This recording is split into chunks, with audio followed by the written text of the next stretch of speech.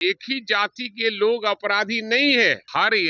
हर जाति में अपराधी है, तो केवल एक जाति के अपराधी को ही क्यों गोली मारी जा रही है? बगल में बाढ़ है, मोकामा है, कई और जगह हैं जहां अपराधी दिन दहाड़े लोगों की गोलियां मार रहे हैं अपराधी, और दूसरे को फंसाया जा रहा है। सरकार अपराधियों को, जो गैर यादव है, जो गैर माने मुस्लिम है, उसके अपराधियों को साथ लेकर इनके मंत्री लोग चल रहे हैं। 2015 में थे, 2020 में थे, वो मुख्यमंत्री नहीं है और वो अपने आप में नहीं है।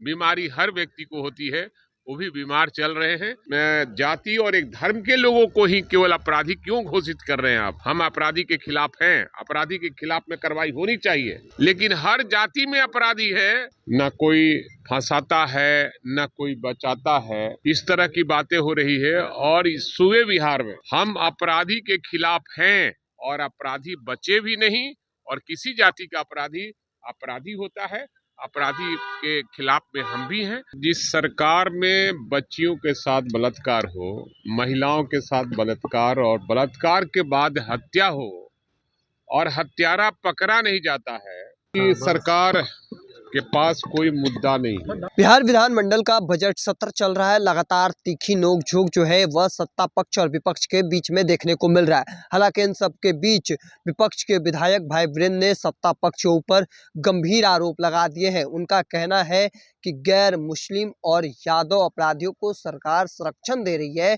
वहीं मुस्लिम और यादव अपराधियों को टारगेट किया जा रहा है। देखिए, अपराधियों की कोई जात नहीं होती है। तमाम जो बातें हैं वह क्या कुछ कह रहे हैं भाई वीरेंद्र, पहले उनके पूरे बयानों को सुनिए। अपने ही सरकार को कह रहे हैं, तमाम नेता कह रहे हैं, आगे आइए ना। सवाल है कि सरकार के पास कोई मुद्दा नहीं है और सरकार को कुछ करने का भीतर से मन भी नहीं है, और जिस सरकार में बच्चियों के साथ बलात्कार हो, महिलाओं के साथ बलात्कार और बलात्कार के बाद हत्या हो और हत्यारा पकड़ा नहीं जाता है, तो ये सरकार अपने से कहती है कि हम सुशासन बाबू की सरकार है।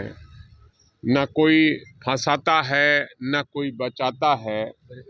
इस तरह की बातें हो रही है और इस सूबे बिहार में हम अपराधी के खिलाफ हैं, लेकिन एक ही जाति के लोग अपराधी नहीं है। हर जाति में अपराधी है, तो केवल एक जाति के अपराधी को ही क्यों गोली मारी जा रही है?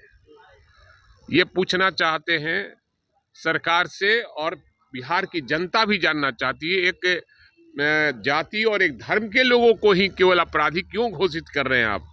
हम अपराधी के खिलाफ हैं, अपराधी के खिलाफ में कार्रवाई होनी चाहिए, लेकिन हर जाति में अपराधी है। बगल में बाढ़ है, मोकामा है, कई और जगह हैं जहां अपराधी दिन दहाड़े लोगों की गोलियां मार रहे हैं अपराधी, और दूसरे को फंसाया जा रहा है। तो सरकार इसकी जांच करे और अपराधी बचे भी नहीं, और किसी जाति का अपराधी अपराधी होता है, अपराधी के खिलाफ में हम भी हैं, लेकिन सरकार भी जाति पहचान कर अपराधी घोषित न करे। यह सरकार जो है यादव जाति को टारगेट कर रही है। भाई वीरेंद्र जी, क्या लग रहा है यह सरकार यादव जाति को टारगेट कर रही है? एकदम मैंने कहा कि एक जाति और एक धर्म के लोगों को टारगेट कर रही है सरकार, और अपराधियों को साथ दे रही है सरकार अपराधियों को, जो गैर यादव है, जो गैर माने मुस्लिम है, उसके अपराधियों को साथ लेकर इनके मंत्री लोग चल रहे हैं, इनके विधायक लोग लेके चल रहे हैं, सरकार लेके चल रही है, और निश्चित रूप से अपराधियों को ये साथ दे रहे हैं